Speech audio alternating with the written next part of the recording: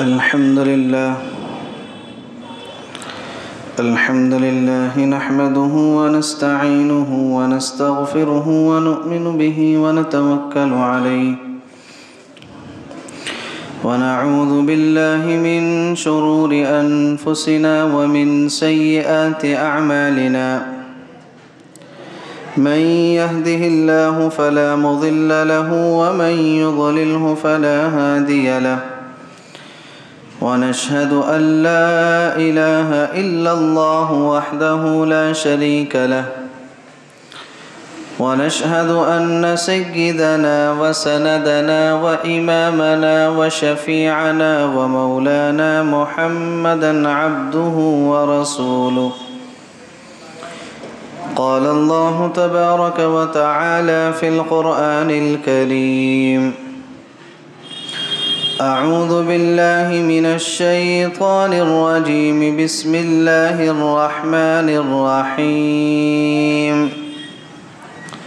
ولا تقتلوا أولادكم خشية إملاق نحن نرزقهم وإياكم إن قتلهم كان خطأ كبيرا صدق الله العلي العظيم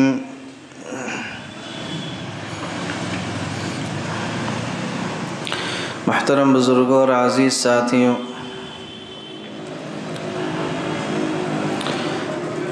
گزشتہ آیتوں میں اللہ رب العزت نے اسلامی نظام معاشرت کے 6 اصول کو بیان کیا تھا۔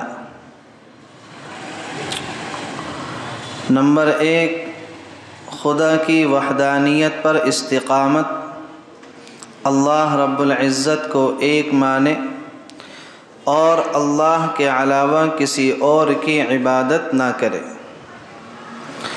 نمبر 2، ماں باپ کے ساتھ حسن سلوک، ماں باپ دونوں ہوں یا دونوں میں سے کوئی ایک موجود ہو تو ان کے ساتھ اچھا سلوک کرنا، ان کی خدمت کرنا اور ان کے دل کو جیت لینا۔ نمبر 3، قرابت داروں، مسکینوں اور مسافروں کے حق کی ادائیگی۔ رشتہ دار ہیں، مسکین ہیں، مسافر ہے، اللہ رب العزت نے ہر ایک کا کچھ نہ کچھ حق رکھا ہے، ان کے حقوق کی ادائیگی کی فکر کرنا۔ نمبر 4، فضول خرچی سے اجتناب کرنا۔ کیوں؟ اس لیے کہ اللہ رب العزت نے گزشتہ آیت میں فرمایا ان المبذرین کانوا اخوان الشیاطین، کہ فضول خرچی کرنے والے شیطان کے کیا ہیں؟ بھائی ہیں۔ نمبر 5، مالی حالت کمزور ہونے پر مستحقین کو نرمی سے جواب دینا۔ آدمی کے پاس مالی حالات کمزور ہیں یا آدمی ایسی حالت میں ہے کہ اس وقت کسی کی کوئی مدد نہیں کر سکتا، ضرورت مند کی ضرورت کو پورا نہیں کر سکتا، ایسے موقع پر شریعت یہ حکم دیتی ہے کہ جو مانگنے والا ہے، جو مستحق ہے، اس کو نرمی سے جواب دیا جائے، اس کو جھڑکا نہ جائے، اس کے ساتھ بدتمیزی نہ کی جائے اور اس کے دل کو نہ توڑا جائے۔ نمبر 6، بخل اور کنجوسی سے بچنا اور اخراجات میں میانہ روی یعنی درمیانی راستہ اختیار کرنا۔ آدمی نہ زیادہ بخل کرے اور نہ آدمی اتنا خرچ کرنے لگے کہ اس کے پاس کچھ بھی نہ بچے، بلکہ ان دونوں کے درمیان میں جو درمیانی راستہ ہے آدمی کیا ہے اس کو اختیار کرے۔ تو یہ اسلامی نظام معاشرت کے 6 اصول اللہ رب العزت نے گزشتہ آیتوں میں بیان کیے تھے۔ مذکورہ آیت اور اس جیسی اگلی آیتوں میں اللہ رب العزت نے منہیات کو ذکر کیا ہے، کچھ چیزوں سے اللہ رب العزت نے روکا ہے۔ اس میں سب سے پہلی چیز ہے وَلَا تَقْتُلُوا أَوْلَادَكُمْ خَشْيَةَ إِمْلَاقٍ، اور اپنی اولاد کو مفلسی کے خوف سے قتل نہ کرو۔ اپنی اولاد کو مفلسی کے خوف سے، غربت کی وجہ سے کیا ہے، قتل نہ کرو۔ نحن نرزقهم وإياكم، ہم انہیں بھی روزی دیں گے اور تمہیں بھی روزی دیں گے۔ ان قتلهم كان خطأ كبيرا، یقین جانو کہ ان کو قتل کرنا بڑی بھاری غلطی ہے اور بڑا بھاری کیا ہے، جرم ہے۔ مشرکین عرب بعض اوقات تو لڑکیوں کو اس لیے زمین میں زندہ دفن کر دیتے تھے کہ وہ لوگ اپنے گھر میں لڑکی کے وجود ہی کو باعث شرم سمجھتے تھے، اور اس کے علاوہ بعض مرتبہ وہ اپنی لڑکیوں کو اس لیے قتل کر دیا کرتے تھے کہ ان کو کھلانے سے مفلس ہونے کا احتمال ہوتا تھا، کہ اگر ہم اس کو کھلائیں گے تو ہم کیا ہو جائیں گے، غریب ہو جائیں گے، مفلس ہو جائیں گے، فقیر ہو جائیں گے۔ اللہ رب العزت فرماتا ہے کہ ہم تمہیں بھی روزی دیں گے اور انہیں بھی روزی دیں گے۔ دیکھیں، آدمی جو اولاد کو قتل کرتا ہے وہ دو صورتوں سے کرتا ہے، دو صورتوں کی وجہ سے۔ سب سے پہلی صورت تو یہ ہے کہ وہ اولاد کو یا بیٹی کو قتل کرے، کس وجہ سے کہ اس وقت اس کے پاس غربت بہت زیادہ ہے، اور وہ یہ سوچے کہ میرے پاس ہی کھانے کے لیے نہیں ہے تو میں اس کو کہاں سے کھلاؤں گا۔ سوچتا ہے نا، بہت سے لوگ کیا کہتے ہیں، اولاد کو پیدا ہونے ہی نہیں دیتے، اولاد کو پیدا ہونے ہی نہیں دیتے کہ ہمارے کھانے کے لالے پڑے ہوئے ہیں، اس کو کہاں سے کھلائیں گے۔ یا یہ ہے کہ دوسری صورت کے فی الحال تو اس کے پاس غربت نہیں ہے، لیکن آدمی اس وجہ سے زیادہ اولاد نہیں کرتا کہ میرے پاس جو موجودہ آمدنی ہے 20,000 کی، 30,000 کی، 40,000 کی یا 50,000 کی، یہ آمدنی کافی نہیں ہوگی، یہ آمدنی کافی نہیں ہوگی۔ اللہ رب العزت نے دونوں صورتوں کو بیان کیا ہے، اللہ نے دونوں صورتوں کو بیان کیا۔ پہلی صورت کیا ہے کہ آدمی غربت کی وجہ سے قتل کرتا ہے کہ ہمارے کھانے کے لالے پڑے ہوئے، اس کو کہاں سے کھلائیں گے۔ اللہ رب العزت نے سورۃ الانعام آیت نمبر 151 میں اس کو بیان فرمایا، وَلَا تَقْتُلُوا أَوْلَادَكُم مِّنْ إِمْلَاقٍ، اپنی اولادوں کو غربت کی وجہ سے قتل نہ کرو۔ اور دوسری صورت کیا ہے کہ آدمی اولاد کو قتل کرتا ہے غربت کے خوف کی وجہ سے کہ فی الحال تو غربت نہیں ہے، اگر یہ اولاد پیدا ہو گئی تو کہیں یہ آمدنی ہمارے لیے ناکافی نہ ہو جائے، اس لیے قتل کرتا ہے۔ تو قرآن نے اس کو بھی بیان کیا، کیا وَلَا تَقْتُلُوا أَوْلَادَكُمْ خَشْيَةَ إِمْلَاقٍ، کہ غربت کے ڈر کی وجہ سے اپنی اولاد کو کیا ہے، قتل نہ کرو۔ اللہ رب العزت نے قرآن کریم میں ارشاد فرمایا، وَكَأَيٍّ مِّن دَابَّةٍ لَّا تَحْمِلُ رِزْقَهَا اللَّهُ يَرْزُقُهَا وَإِيَّاكُمْ، زمین میں کتنے جاندار ایسے ہیں، جانوروں میں، کیڑے مکوڑوں میں، کہ جو اپنا بوجھ نہیں اٹھا سکتے۔ مینڈک اپنا بوجھ نہیں اٹھا سکتا، کیڑے مکوڑے اپنا بوجھ نہیں اٹھا سکتے، لیکن اللہ رب العزت کیا فرماتا ہے، اللہ یرزقها وإیاکم، اللہ ان کو بھی کھلا رہا ہے، اللہ تم کو بھی کھلائے گا۔ بھئی اونٹ ہے، گھوڑا ہے، ہاتھی ہے، یہ تو اپنا بوجھ اٹھا سکتے ہیں نا، اللہ ان کو بھی کھلا رہا ہے۔ لیکن کچھ کیڑے مکوڑے ایسے ہیں کہ وہ اپنا بوجھ نہیں اٹھا سکتے۔ اللہ فرماتا ہے وَكَأَيٍّ مِّن دَابَّةٍ لَّا تَحْمِلُ رِزْقَهَا اللَّهُ يَرْزُقُهَا وَإِيَّاكُمْ، کہ کتنے جاندار ایسے ہیں کہ وہ اپنا بوجھ نہیں اٹھا سکتے، اپنی روزی اپنے ہاتھ سے نہیں کما سکتے۔ اللہ يرزقها وإياكم، اللہ ان کو بھی کھلا رہا ہے، وإياكم، اللہ تم کو بھی کھلائے گا۔ وهو السمیع العلیم، اور وہ کیا ہے، جاننے والا بھی ہے اور دیکھنے والا بھی ہے۔ زمانی جاہلیت میں کیا ہوتا تھا، لڑکیوں کو زمین میں زندہ درگور کر دیا کرتے تھے، ایک تو مفلسی کے ڈر کی وجہ سے اور ایک شرم کی وجہ سے۔ حضرت عبداللہ ابن مسعود رضی اللہ عنہ نے جناب محمد الرسول اللہ صلی اللہ علیہ وسلم سے پوچھا، اے اللہ کے نبی، ایُّ ذنب اعظم، سب سے بڑا گناہ کون سا ہے؟ سب سے بڑا گناہ کون سا ہے؟ اللہ کے نبی علیہ السلام نے فرمایا، ان تجعل للہ ندا وہو خلقک، کہ تو اللہ کے ساتھ کسی اور کو شریک مانے حالانکہ اللہ نے تجھے پیدا کیا۔ سب سے بڑا گناہ شرک کرنا، سب سے بڑا گناہ شرک کرنا، کہ اللہ ہی کے ساتھ کسی کو شریک کرنے لگے حالانکہ اللہ نے انسان کو کیا کیا؟ پیدا کیا۔ تو حضرت عبداللہ ابن مسعود رضی اللہ عنہ نے پھر سوال کیا کہ اللہ کے نبی، اس کے بعد پھر سب سے بڑا گناہ کون سا ہے؟ اللہ کے نبی علیہ السلام کا جواب سنیں، فرمایا، ان تقتل ولدک مخافۃ من یطعمہ، کہ تو اپنی اولاد کو اس ڈر سے قتل کر دے کہ اس کو کون کھلائے گا۔ آدمی اپنی اولاد کو اس ڈر سے قتل کر دے کہ اس کو کون کھلائے گا۔ یہ گناہوں میں سب سے بڑا گناہ ہے، گناہوں میں سب سے بڑا گناہ۔ اور میں نے سورہ نحل کے اندر ایک آیت آئی تھی، وَإِذَا بُشِّرَ أَحَدُهُمْ بِالْأُنْثَىٰ ظَلَّ وَجْهُهُ مُسْوَدًّا وَهُوَ كَظِيمٌ۔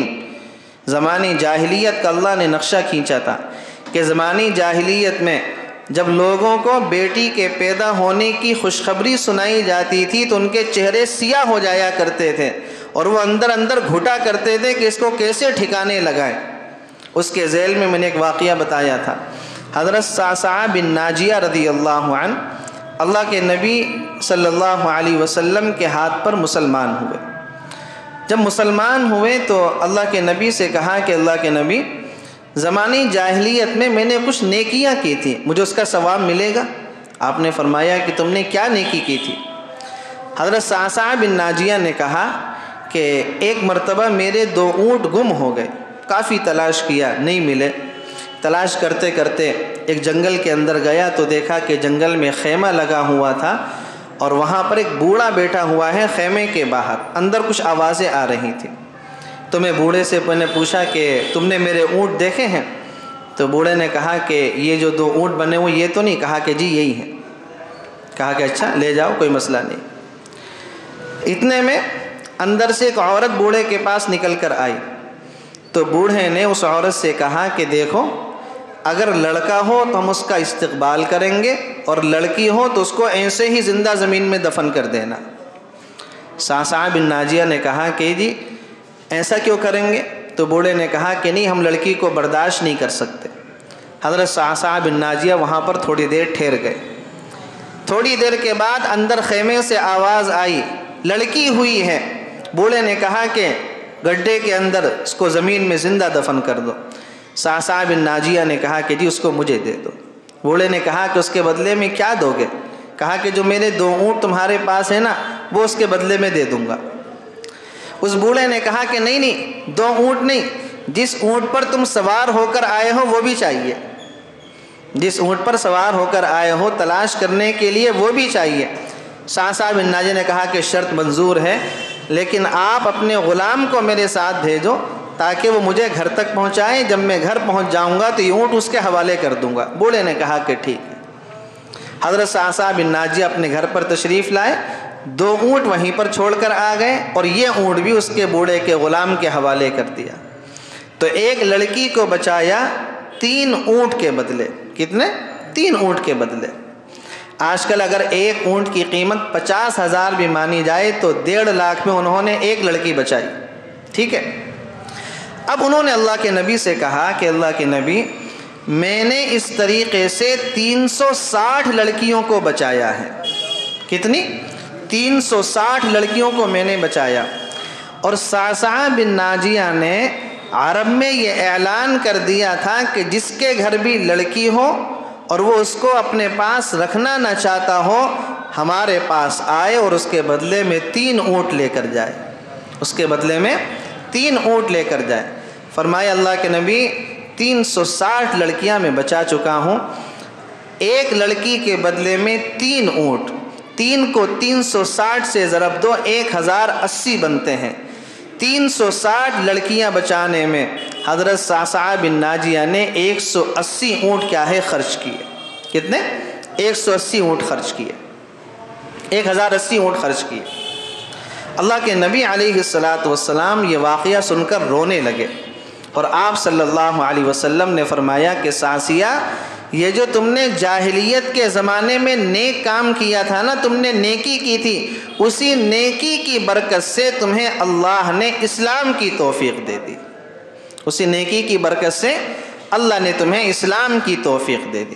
تو اللہ رب العزت فرماتا ہے کہ غربت ہو جانے کے ڈر سے اور مفلسی کے خوف سے اپنی اولاد کو کیا ہے قتل نہ کرو. ضبط ولادت کے سلسلے کو روک لینا، اس کی کچھ شکلیں جائز ہیں اور اس کی کچھ شکلیں ناجائز ہیں.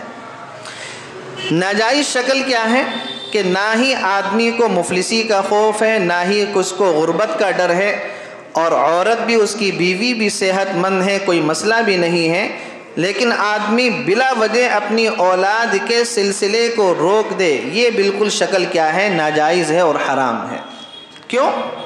اس لیے کہ اللہ کے نبی علیہ السلام نے ارشاد فرمایا، انکحوا الودود الولود فانی مکاثر بکم الامم. جو عورتیں زیادہ بچے دینے والی ہیں ان سے شادیاں کرو، قیامت کے دن میں اپنی امت کی کثرت پر فخر کروں گا، اپنی امت کی کثرت پر فخر کروں گا. تو عورت کو کوئی بیماری بھی نہیں ہے، بڑے آپریشن کا مسئلہ بھی نہیں ہے، عورت کی صحت پر بھی کوئی فرق نہیں پڑنے والا، ایسی صورت میں اولاد کے سلسلے کو روک دینا یہ ناجائز اور حرام ہے. لیکن ایک شکل کیا ہے کہ بچہ ابھی دودھ پی رہا ہے، ولادت کے سلسلے کو اگر جاری رکھا جائے گا تو اس سے جو بچہ دودھ پی رہا ہے اس کی صحت پر اثر پڑے گا.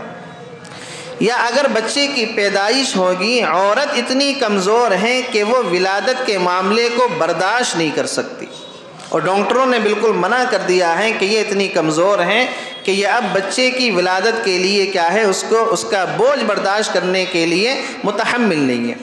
یا یہ کہ آج کل کے ہمارے دور کی طرح آپریشن کا معاملہ ہے کہ 2 بچے کے بعد یا 3 بچے کے بعد اب ولادت کے سلسلے کو جاری رکھنا یہ رسک ہوتا ہے، اس سے عورت کی جان جانے کا خطرہ ہوتا ہے. ایسی حالت میں تو ضبط ولادت کے لیے کوئی ترکیب استعمال کر سکتے ہیں. اس کے علاوہ بڑا آپریشن کا بھی معاملہ نہیں ہے، عورت کی صحت کا بھی کوئی معاملہ نہیں ہے، بچے کے دودھ پینے سے بھی کوئی اثر نہیں پڑنے والا جو بچہ دودھ پی رہا ہے. ایسی حالت میں ضبط ولادت کے لیے کوئی ترکیب استعمال کرنا یہ ناجائز اور حرام ہے. تو وَلَا تَقْتُلُوا أَوْلَادَكُمْ خَشْيَةَ إِمْلَاقٍ، اپنی اولاد کو مفلسی کے خوف سے قتل نہ کرو. نَحْنُ نَرْزُقُهُمْ وَإِيَّاكُمْ، ہم انہیں بھی رزق دیں گے اور تمہیں بھی روزی دیں گے. إِنَّ قَتْلَهُمْ كَانَ خِطْئًا كَبِيرًا، اور یقین جانو کہ ان کو قتل کرنا بڑی بھاری غلطی ہے. وَلَا تَقْرَبُوا الزِّنَا إِنَّهُ كَانَ فَاحِشًا وَسَاءَ سَبِيلًا. پہلے منہیات کو اللہ نے ذکر کیا، اب دوسری چیز کو ذکر کیا. اور زنا کے پاس بھی نہ پھٹکو، زنا کے قریب بھی مت جاؤ. انہو کان فاحشا وساء سبیلا، وہ یقینی طور پر بڑی بے حیائی اور بے راہ روی کا کام ہے. زنا کیا ہے؟ کھلم کھلا بے حیائی کا کام ہے. اللہ کے نبی علیہ السلام نے حدیث شریف میں ارشاد فرمایا، اذا فاتک الحیا ففعل ما شئت، جب تمہارے اندر سے حیا ختم ہو جائے پھر جو چاہے کرو. حیا ایک ایسی چیز ہے کہ جو آدمی کو غلط کام کرنے سے روکتی ہے. اگر آدمی کے اندر حیا ہے تو آدمی زنا نہیں کرے گا. آدمی کے اندر حیا ہے، آدمی جھوٹ نہیں بولے گا. آدمی کے اندر حیا ہے، آدمی وعدہ خلافی نہیں کرے گا.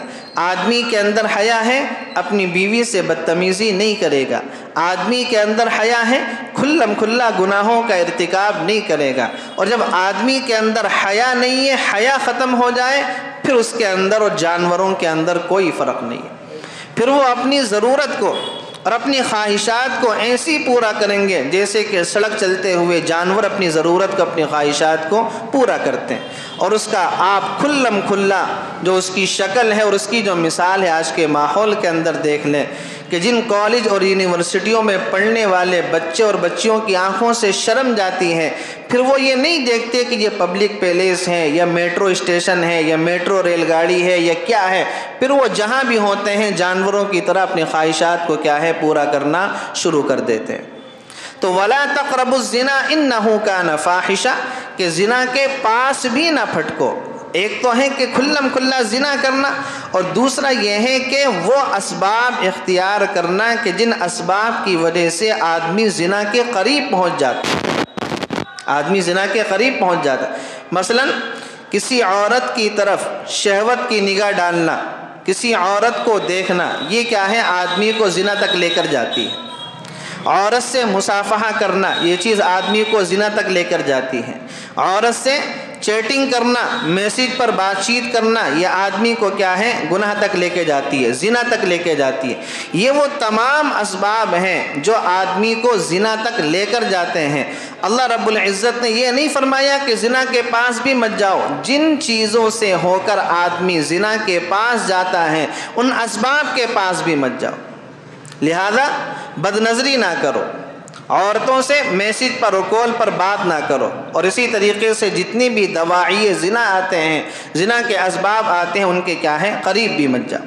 اللہ کے نبی علیہ السلام نے ایک حدیث شریف میں ارشاد فرمایا کہ زانی پر ساتوں زمین اور ساتوں آسمان لعنت بھیجا کرتے ہیں۔ زنا ایک ایسا گندا کام ہے کہ اس پر ساتوں زمین اور ساتوں آسمان اس پر لعنت بھیجا کرتے ہیں۔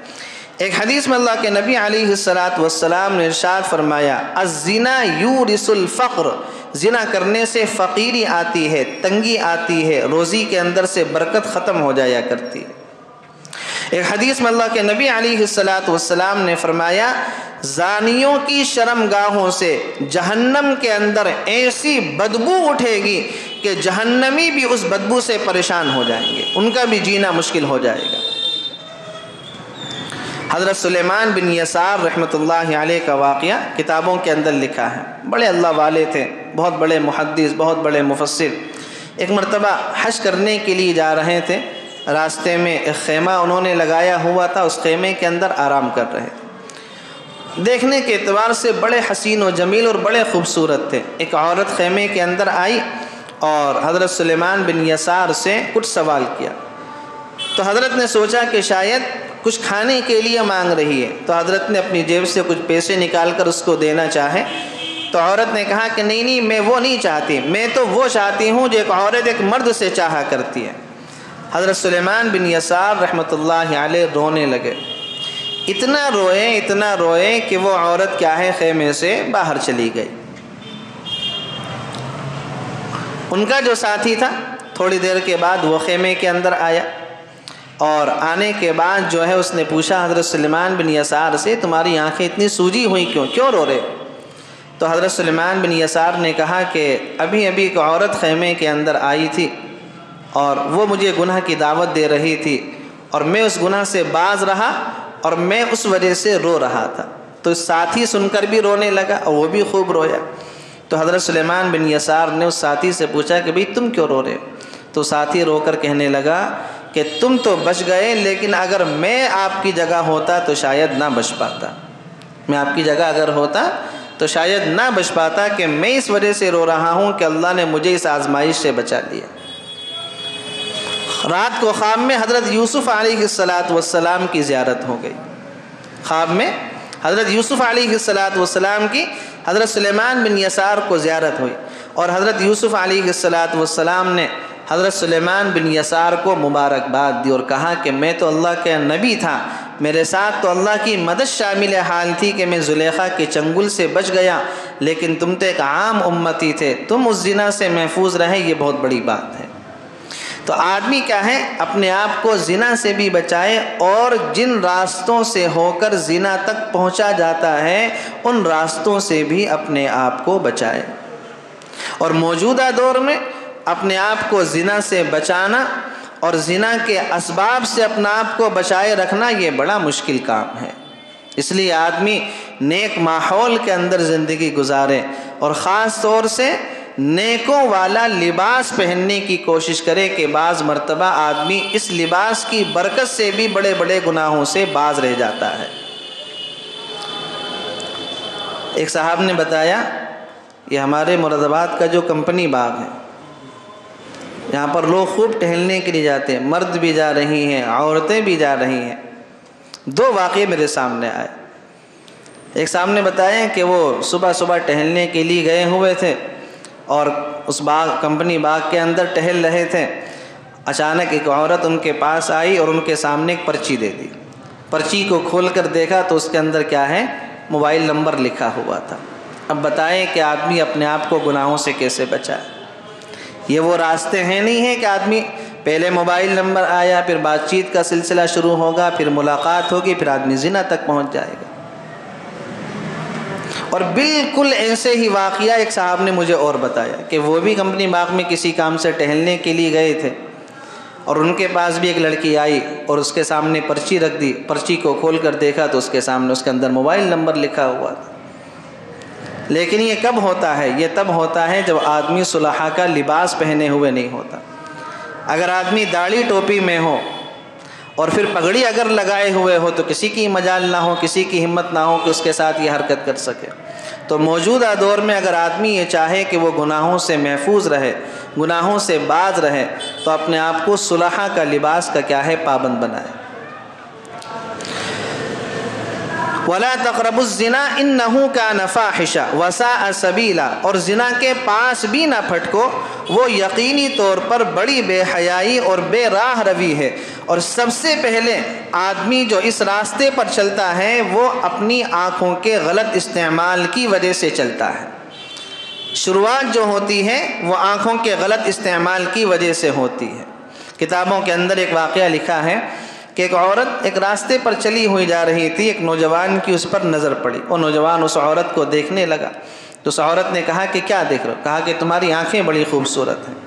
عورت اپنے گھر گئی، اس نے اپنی دونوں آنکھیں ایک تشت کے اندر نکال کر اس کو کپڑے سے ڈھک کر خادمہ کے ہاتھ دے دی اور کہا کہ اس نوجوان کے پاس لے کر جاؤ اور یہ پرچہ بھی ساتھ میں دینا۔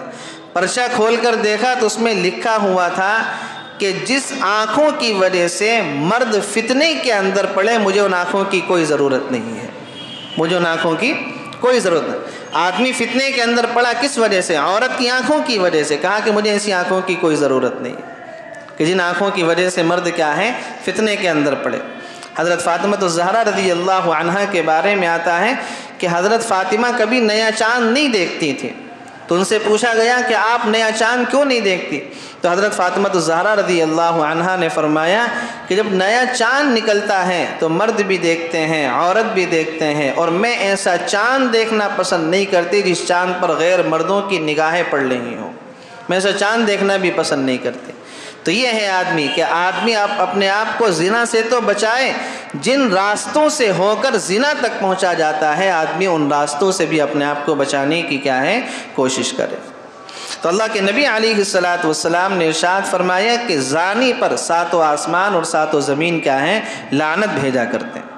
وَلَا تَقْتُلُوا النَّفْسَ الَّتِي حَرَّمَ اللَّهُ إِلَّا بِالْحَقِّ، اور تیسری چیز، اور جس جان کو اللہ نے حرمت عطا کی ہے اسے قتل نہ کرو، الا یہ کہ تمہیں شرعاً اس کا حق پہنچتا ہو، الا یہ کہ تمہیں شرعاً اس کا، کسی بھی انسان کو ناحق قتل مت کرو، کسی بھی انسان کو ناحق قتل مت کرو۔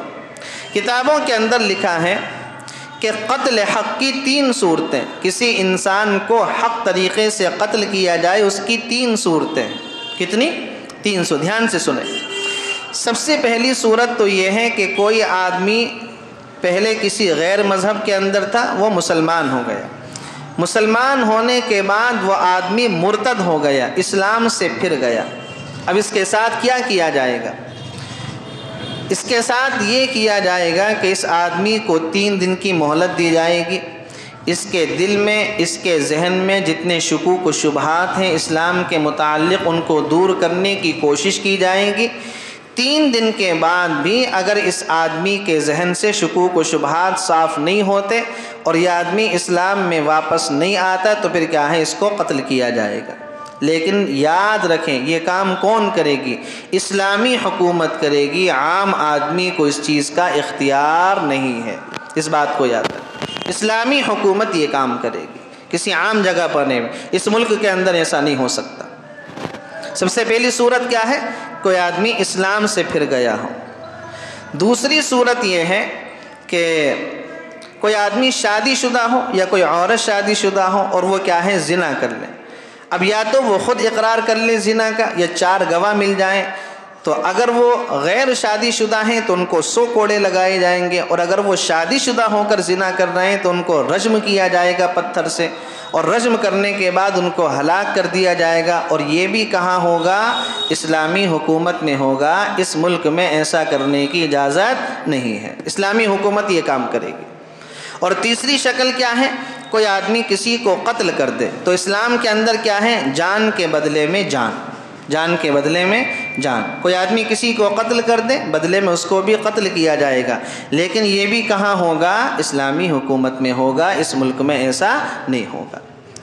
اسی طریقے سے کوئی آدمی چوری کر لے، اس کا ہاتھ کاٹا جائے گا، یہ بھی کہاں ہوگا؟ اسلامی حکومت میں ہوگا، اس طریقے کے ملکوں میں نہیں ہوگا۔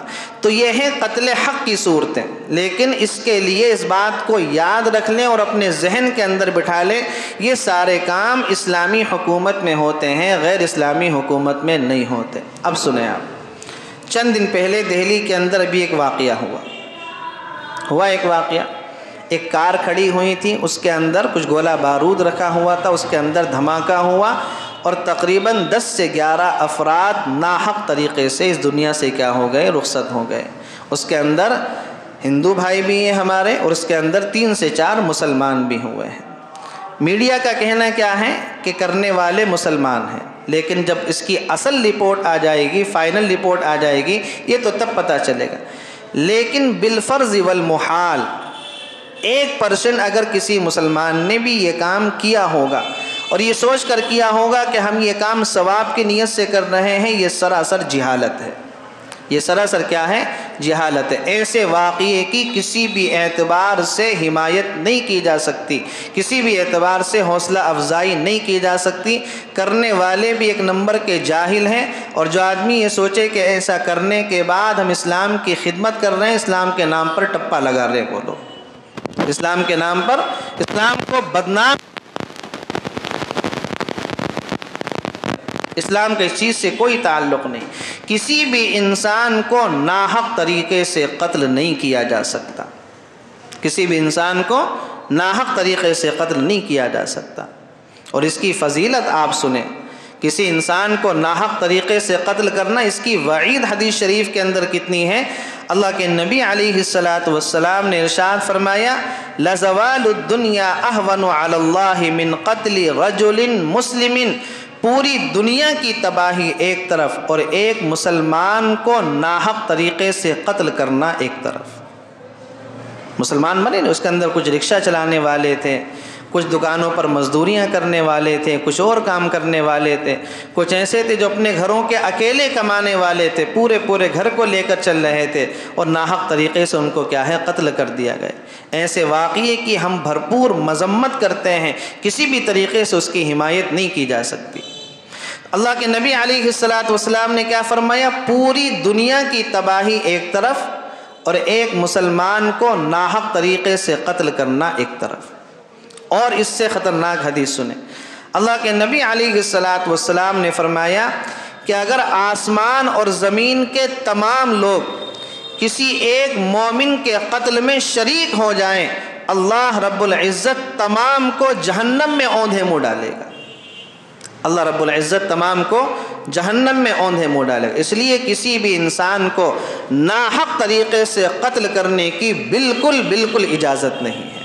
اور اس چیز کو اللہ رب العزت نے قرآن کریم میں بھی ارشاد فرمایا، وَلَا تَقْتُلُوا النَّفْسَ الَّتِي حَرَّمَ اللَّهُ إِلَّا بِالْحَقِّ، اور جس جان کو اللہ نے حرمت عطا کی ہے اسے قتل نہ کرو، الا یہ کہ تمہیں شرعاً اس کا حق پہنچتا ہو۔ وَمَنْ قُتِلَ مَظْلُومًا فَقَدْ جَعَلْنَا لِوَلِيِّهِ سُلْطَانًا فَلَا يُسْرِفْ فِي الْقَتْلِ، اور جو شخص مظلومانہ طور پر قتل ہو جائے تو ہم نے اس کے ولی کو قصاص کا اختیار دیا ہے، کوئی آدمی اگر ناحق طریقے سے قتل ہو جائے، اس کے گھر والوں کے اختیار ہیں کہ جان کے بدلے میں جان لے لے یا قاتل کو کیا کر دے، معاف کر دے۔ لیکن یہ سارے مسائل کہاں کے ہیں؟ اسلامی حکومت کے ہیں۔ انہ کان منصورا، چنانچہ اس پر لازم ہے کہ وہ قتل کرنے میں حد سے تجاوز نہ کریں، یا وہ اس لائق ہیں کہ اس کی مدد کی جائے۔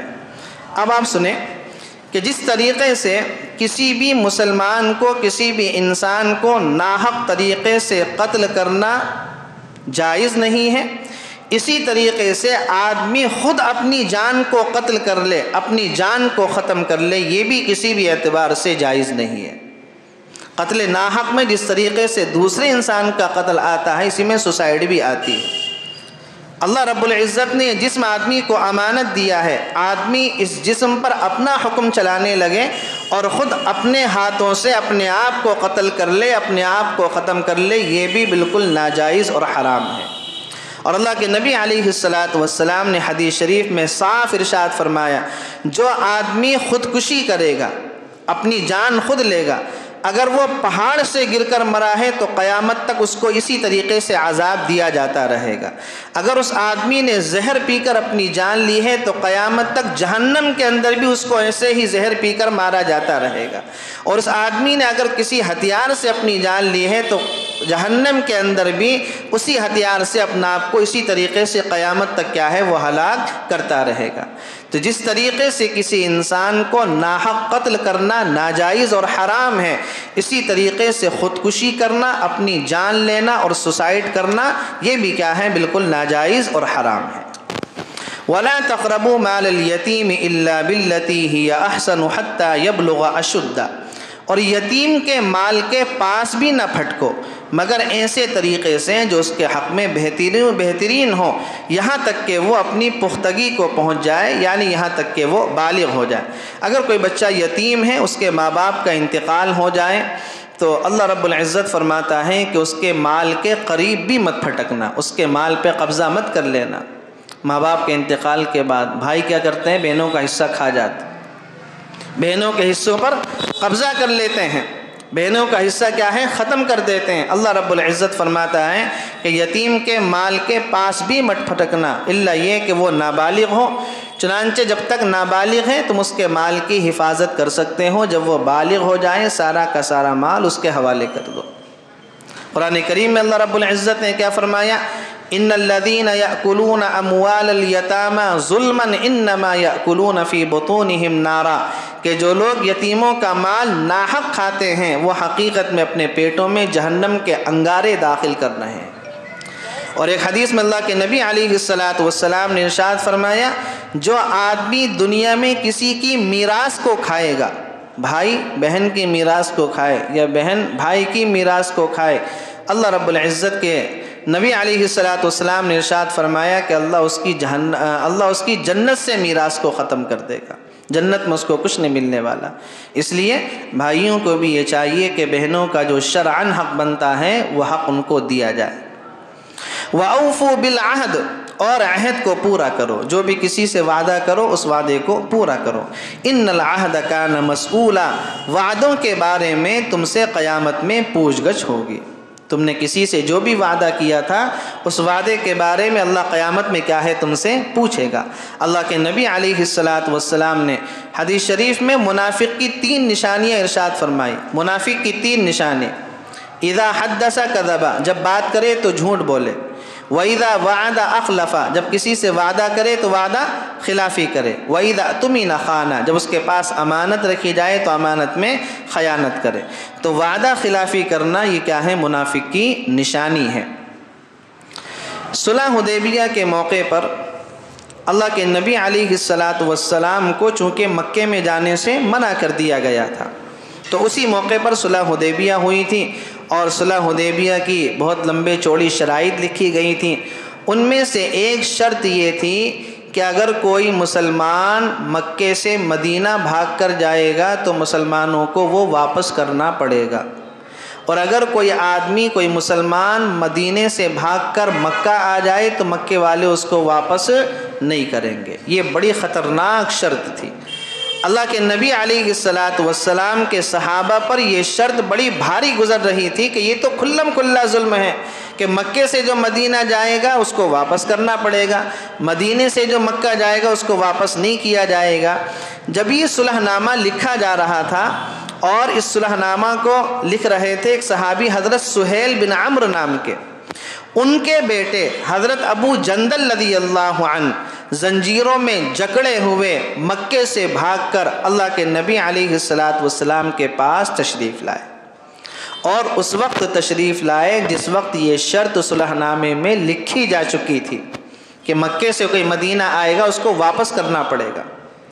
حضرت ابو جندل زنجیروں میں جکڑے ہوئے ہیں، رو رہے ہیں، گڑ گڑا رہے ہیں، اللہ کے نبی کے پاس آئے اور آپ نے فرمایا کہ ابو جندل وعدے کو تو پورا کیا جائے گا اور وعدے کے مطابق تمہیں مکہ واپس جانا پڑے گا۔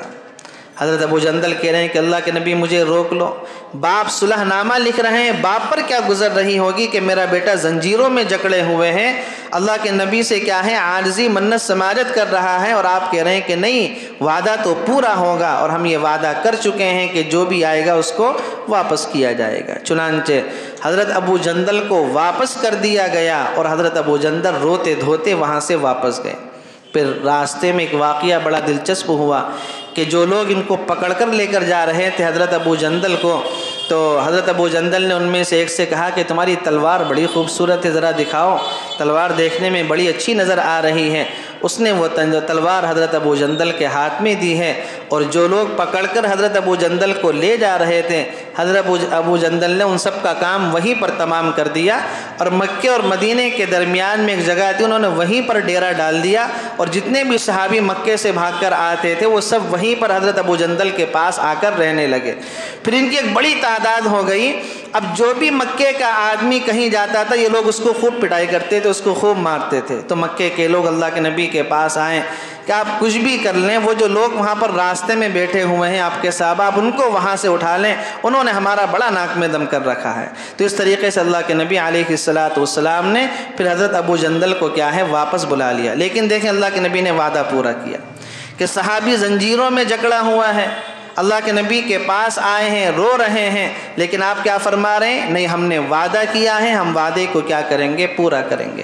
آج ہم بھی اپنی حالت پر ذرا غور کر لیں کہ ہم بھی دن بھر میں کاروباری اعتبار سے اور دوسرے اعتبار سے لوگوں سے کتنے وعدے کرتے ہیں؟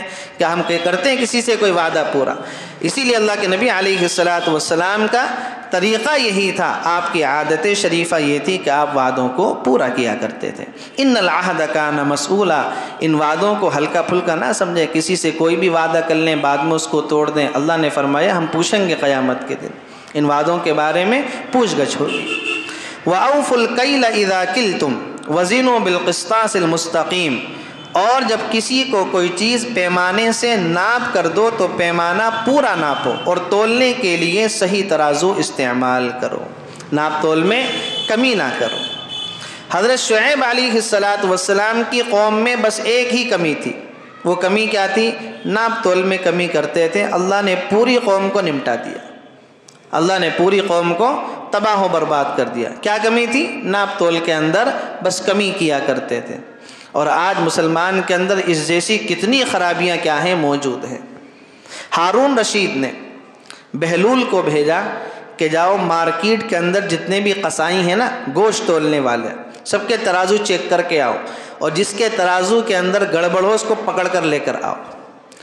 تو بہلول دانا مارکیٹ میں گئے اور سب سے پہلے ایک قصائی کی دکان میں پہنچے اور اس کے ترازو کو چیک کیا تو ترازو میں باٹوں میں کمی تھی، باٹوں میں کمی تھی۔ بہلول دانا نے اس سے پوچھا کہ ہاں بھائی کیسی گزر رہی ہے؟ کہا کہ جی بہت برے حالات ہیں اور اتنی تنگی کا عالم ہے، کبھی کبھی تو دل کرتا ہے کہ چھری ہے نا خود ہی اپنے پیٹ کے اندر گھسا لوں اور اپنے آپ کو کیا کر لوں؟ ختم کر لوں۔ بہت بڑی تنگی کے حالات ہیں، بڑی کیا ہے پریشانی سے زندگی گزر رہی ہے۔ بہلول دانا دوسرے قصائی کے پاس گئے، اس کے بھی باٹوں کو چیک کیا تو اس کے اندر بھی کمی نکلی۔ تو بہلول دانا نے اس سے پوچھا کہ بھئی تم بتاؤ تمہاری کیسی گزر رہی ہے؟ اس نے بھی وہی شکوے شکایات کرنے شروع کیے کہ بڑی پریشانی کے حالات ہیں، پیسے پورے نہیں ہوتے، گھر میں بڑی تنگی کے حالات ہیں۔ بہلول دانا وہاں سے بھی آ گئی۔ تیسرے قصائی کے پاس گئے، اس کے جب باٹوں کو چیک کیا تو بالکل ٹھیک تھے۔ بہلول دانا نے اس سے پوچھا کہ ہاں بھائی بتاؤ کیسی تمہاری کٹ رہی ہے؟ کہا کہ اللہ کا شکر ہے، بہت مست زندگی گزر رہی ہے، اور اللہ نے جو اولاد دی ہے، اولاد بھی بڑی مجھے نیک دی ہے کہ میرا کہنا مانتی ہے، میری فرما بردار ہے، اور بڑی اچھی اور برکتوں والی زندگی گزر رہی ہے۔ بہلول دانا ہارون رشید کے پاس آئے۔ ہارون رشید بڑا غصہ ہوئے، کسی کو پکڑ کر نہیں لے کر آئے کہ سب کے بات ٹھیک ہیں۔ کہا کہ نہیں، میں نے چیک کیا اور میں نے جانچ کی تو میں نے دیکھا کہ بہت سے لوگوں کے باٹوں کے اندر کمی ہے، لیکن ان کو گرفتار کرنے کی ضرورت نہیں ہے، ان کو پکڑنے کی ضرورت نہیں ہے، وہ تو خود ہی کیا ہے اسی طریقے سے مر جائیں گے، خود ہی اپنے آپ کو اسی طریقے سے کیا ہے ہلاک کر لیں گے۔ اور جو لوگ صحیح تول رہے ہیں، اللہ ان کی زندگی میں کیا ہے برکت رکھ رہا ہے۔ تو لہذا جو ناپ تول میں کمی کر رہے ہیں، بہلول دانے نے کہا کہ ان کو یہاں لانے کی ضرورت نہیں ہے، وہ خود ہی اپنی موت اسی طریقے سے کیا ہے مر جائیں گے۔ آج ہم بھی ذرا اپنی مارکیٹوں کا جائزہ لے لیں، خاص طور سے جو گوشت بیچنے والے حضرات ہیں، ان کا معاملہ بڑا خراب ہے۔ ترازو کے اندر پہلے سے گوشت کا کچھ ٹکڑا ایسا پڑا رہتا ہے جو کسی کام کا نہیں ہوتا، چاہے وہ چیچڑے کی شکل ہو، چاہے وہ ہڈی کی شکل ہو، پڑا ہوتا نہیں پڑا ہوتا، پہلے سے پڑا ہوتا، گراہک کو پتہ بھی نہیں ہوتا کہ چیز مجھے دی جا رہی ہے، اور وہ چیز آدمی گھر لے آتا ہے۔ اللہ کے نبی علیہ السلام مارکیٹ سے گزرے، آپ نے دیکھا کہ ایک گیہوں کا ڈھیر پڑا ہوا ہے، آپ نے اس میں ہاتھ ڈالا، جب ہاتھ باہر نکالا تو آپ صلی اللہ علیہ وسلم نے دیکھا کہ اندر جو گیہوں ہیں وہ نرم ہیں، گیلے ہیں۔ تو آپ نے پوچھا کہ اس کا مالک کون ہے؟ مالک لایا گیا۔ آپ نے پوچھا کہ یہ لوگوں کو دھوکہ کیوں دے رہے ہو؟ باہر کے گیہوں سوکھے ہوئے، اندر کے گیہوں گیلے ہیں، دھوکہ کیوں دے رہے ہو؟ کہا کہ اللہ کے نبی غلطی، فرمایا کہ نہیں، گیلے گیہوں باہر رکھو، سوکھے گیہوں اندر رکھو۔ اور آپ صلی اللہ علیہ وسلم نے وہاں پر فرمایا من غش فلیس منا، جس نے کسی مسلمان کو دھوکہ دیا اس کا ہم سے کوئی تعلق نہیں، اس کا ہم سے کوئی تعلق نہیں۔ اور ایک حدیث میں آپ نے ارشاد فرمایا التاجر الصدوق الامین مع النبیین والصدیقین والشہداء والصالحین، سچا اور امانت دار تاجر قیامت میں انبیاء، صدیقین، شہداء اور صالحین کے ساتھ کھڑا کیا جائے گا۔ اس لیے یہ جو لوگ ہیں یہ ہر وقت روتے رہتے کہ کچھ نفع نہیں ہو رہا، کچھ نہیں مل رہا، بس اپنے پاس سے جا رہا، بڑے پریشانی کے حالات ہیں۔ کیوں؟ اس لیے کہ ناپ تول کے اندر اکثر کیا ہے، سب کی بات نہیں کر رہا، اکثر کیا ہے کمی کرتے ہیں۔ تو اس لیے اللہ کے نبی علیہ السلام نے ارشاد فرمایا وَأَوْفُوا الْكَيْلَ إِذَا كِلْتُمْ، اور جب کسی کو کوئی چیز پیمانے سے ناپ کر دو تو پورا ناپو، اور تولنے کے لیے صحیح ترازو استعمال کرو، ذَلِكَ خَيْرٌ وَأَحْسَنُ تَأْوِيلًا، یہی طریقہ درست ہے اور اسی کا انجام بھی بہتر ہے، اسی کا انجام قیامت میں بہتر ہوگا۔ وَلَا تَخْفُ مَا لَيْسَ لَكَ بِهِ عِلْمٌ، اور جس بات کا تمہیں یقین نہ ہو اسے سچ سمجھ کر اس کے پیچھے مت پڑو۔ ان السمع والبصر والفؤاد کل اولئک کان عنہ مسئولا، یقین رکھو کہ کان، آنکھ اور دل سب کے بارے میں تم سے سوال ہوگا۔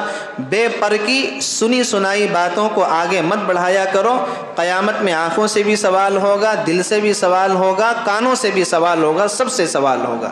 اس لیے کوئی بھی بات سنی انٹرنیٹ پر، سوشل میڈیا پر، کسی بھی میڈیا کے ذریعے سے اس کو آگے بڑھا دی، ایسا نہیں کرنا چاہیے۔ آج کل کے دور میں بہت ہو رہا ہے، کسی کے بارے میں مرنے کی خبر چلا دی، سب اس کو شیئر کیے جا رہے ہیں، سب شیئر کیے جا رہے ہیں، حالانکہ وہ خبر کیا ہے غلط ہے۔ اس لیے قرآن کیا کہتا ہے، جب تمہارے پاس کوئی خبر آئے تو اس کی تحقیق کیا کرو۔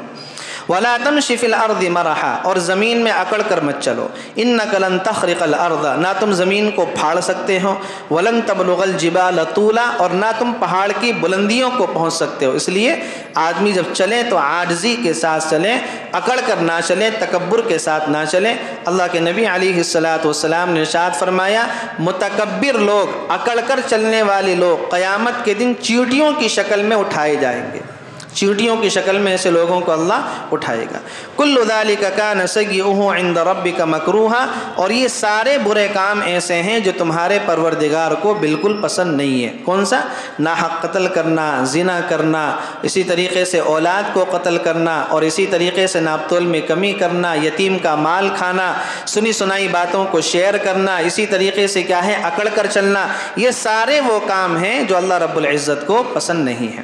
ذالک مما اوحی الیک ربک من الحکمہ، اے پیغمبر یہ وہ حکمت کی باتیں ہیں جو تمہارے پروردگار نے تم پر وحی کے ذریعے پہنچائی ہیں۔ ولا تجعل مع اللہ الہا آخر، اور اے انسان اللہ کے علاوہ کسی اور کو معبود نہ بنا، فتلقی فی جہنم ملوما مدحورا، ورنہ تجھے ملامت کر کے دھکے دے کر دوزخ میں پھینک دیا جائے گا، ورنہ تجھے دھکے دے کر دوزخ میں پھینک دیا جائے گا۔ افاصفاکم ربکم بالبنین واتخذ من الملائکۃ اناسا، بھلا کیا تمہارے رب نے تمہیں تو بیٹے دینے کے لیے چن لیا اور خود اپنے لیے فرشتوں کو بیٹیاں بنا لیا۔ مشرکین مکہ اپنے لیے بیٹے پسند کرتے تھے اور فرشتوں کو کہتے تھے یہ اللہ کی بیٹیاں ہیں۔ اللہ نے فرمایا کہ یہ اچھا معاملہ ہے، اپنے لیے تو بیٹے پسند کر لو، ہمارے لیے بیٹیاں پسند کرو۔ بیٹے بھی اللہ کی نعمت، بیٹیاں بھی اللہ کی نعمت۔ تو بھلا کیا تمہارے رب نے تمہیں تو بیٹے دینے کے لیے چن لیا ہے اور خود اپنے لیے فرشتوں کو بیٹیاں بنا لیا ہے۔ انکم لتقولون قولا عظیما، حقیقت یہ ہے کہ تم لوگ بڑی سنگین بات کہہ رہے ہو۔ تم جو بات اللہ کے بارے میں کہہ رہے ہو کہ فرشتے اللہ کی بیٹیاں ہیں، یہ بہت بڑی سنگین بات ہے۔ اللہ تعالیٰ سے دعا ہے کہنے سننے سے زیادہ عمل کرنے کی توفیق نصیب فرمائے، اور شریعت و سنت کی پاسداری کے ساتھ ہم سب کو اپنی زندگی گزارنے کی توفیق نصیب فرمائے۔ وآخر دعوانا ان الحمد للہ رب العالمین۔ سبحان اللہ بحمدہ۔